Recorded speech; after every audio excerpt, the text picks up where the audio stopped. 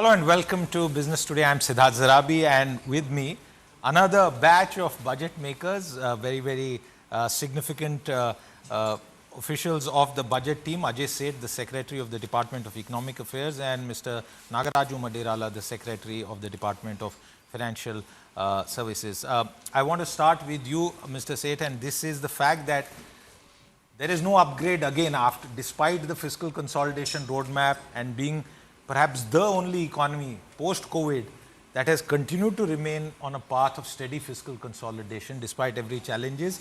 Are rating agencies and other global analysts failing to read the intent and the actual fine print of the numbers that you have put out today? So, rating agencies do what they are supposed to do, and it is our effort to show performance and our commitment for consolidation as well as meeting our development needs and trying to convince them. And if you recall, over the past 18 months, several of them have upgraded their stance, outlook to positive one. And I am sure that at some point of time they will be ready for an upgrade as well. Before I go to the DFS, I want to follow up on your own expectations as to what today's budget announcements mean for India's growth trajectory.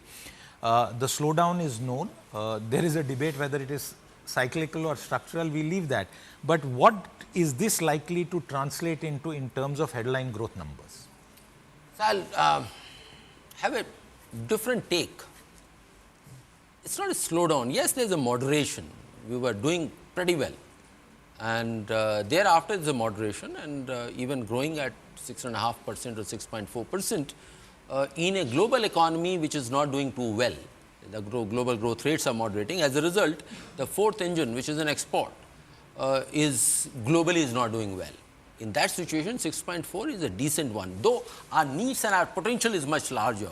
So, what this budget tries to do is to address the domestic factors and create more and more conditions so that the domestic factors are the primary driver of our economy, both in terms of investing into people, economy, innovation, and not to forget the largest employment generating sectors, employment led growth both in agriculture as well as in MSME. So, this is a complete package, if you were to say, a comprehensive approach to economic management this budget tries to do. Mr. Maddirala, I come to you from the perspective of the broader issue which has been attributed to the slowdown. One was, of course, slower capex on account of elections and decision making.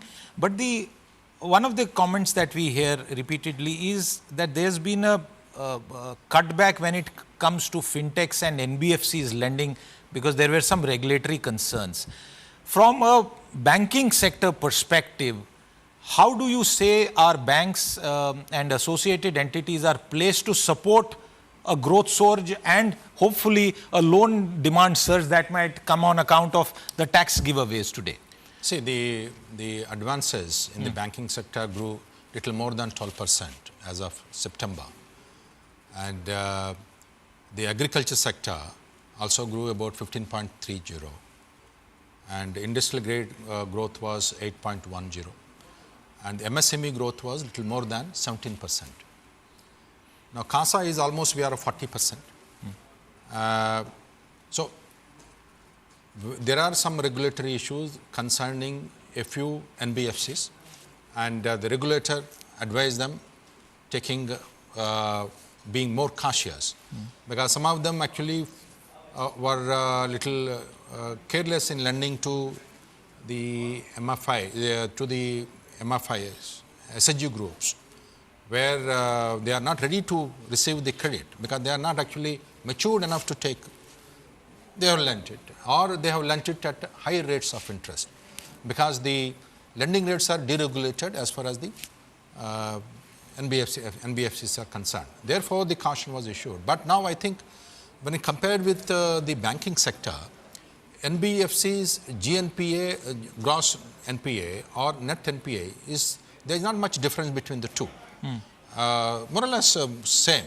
So, it means that the large NBFCs, their norms are very good, they are well capitalized, their lending is continuing. With the tax relief now announced by Honorable Finance Minister, I hope that more deposits will flow to the banks, and the banks will be able to lend more to the for the industries in the country. Sir, there was a demand that has been voiced by several leading bank chairmen, particularly public sector bank chairmen, as well as the association, that given the growth of the mutual fund industry, fixed deposits, we are still a fixed deposit nation of savers, do not get any special treatment. That doesn't seem to have been addressed. What's your view on this? No, see, the banks have been raising this kind of issues. We remember the country has been encouraging more financial literacy among all citizens. And the more the citizen is more literate on the financial front, everybody will take away the funds in the current account or savings account and put into the either mutual fund or the fixed deposit, which is natural. The fixed deposit gives a comfort to the banks that this money is available for a certain period of time, so that they can use this money for investment somewhere else. But the money available in the savings bank, there is no guarantee, because the moment there is individual requires the money, he can actually take it away. Now, we can't treat the both same. Okay. Therefore, as of now, it is not considered, but banks will actually finding innovative ways of mobilizing resources to lend more to the industry. Okay. I have one final question with the DEA Secretary, but I will take one follow-up with you. One of the comments that I read on social media after this is that the government is doing a surgical strike on savings and moving from a savings-based economy, because even ULIPs are under capital gains now. You are asking people to spend more, go out and do shopping, and you are not giving any incentive for home loan in the new tax regime or for ATC. You agree with that categorization? I think, no, that's not, I think that's not the correct assessment of the government intentions. There are several, there is a tax regime has changed. In the past old regime, there are incentives for doing X, Y, Z. Whereas in the new regime, which is more equitable, there is a fixed deduction, and after that the tax rates are there. Now even tax rates now have been further rationalized. So I think that impression is not correct. Okay. One final question, Mr. Seth, before I let you go. The overall global trade environment, the possibility of change in the tariff order, we have done some customs duty changes and we have been continuing on that path. But what kind of global environment do India's budget makers have to contend with, in your reading, so that all the assumptions of the budget remain on track?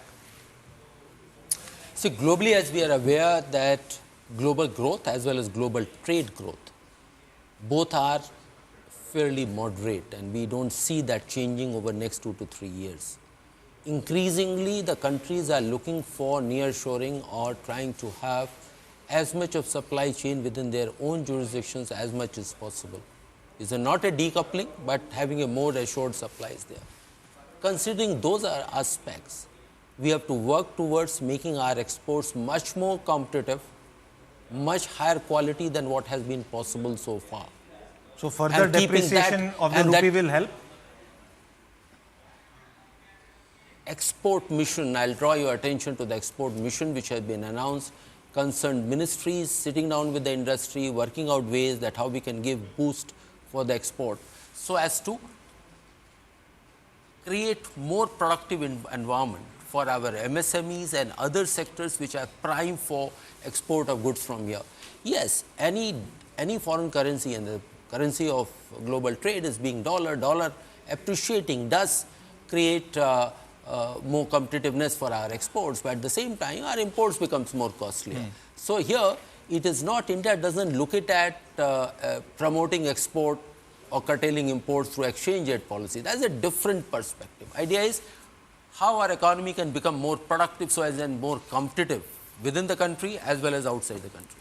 You know, there's so much more to discuss with the budget makers, but viewers, while I thank our guests here today, I can promise you that on the 4th of February, Finance Minister Nirmala Sitharaman and all the budget makers will be at the India Today, Budget Today, post-budget conclave, and we will perhaps get some more answers to the fine print at that stage. Mr. Ajay Seth and Nagaraju Maddirala, thank you very much for your time. With that, it's a wrap. We'll be back. Do stay tuned in.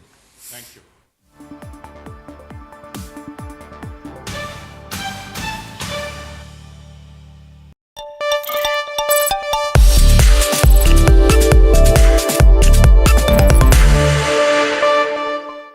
नैना किदवाई हमारे साथ जुड़ चुकी हैं budget का fine print और उसका reaction लेने के लिए। नैना, थैंक यू सो मच हमसे बात करने के लिए। पहला सवाल ये कि सबसे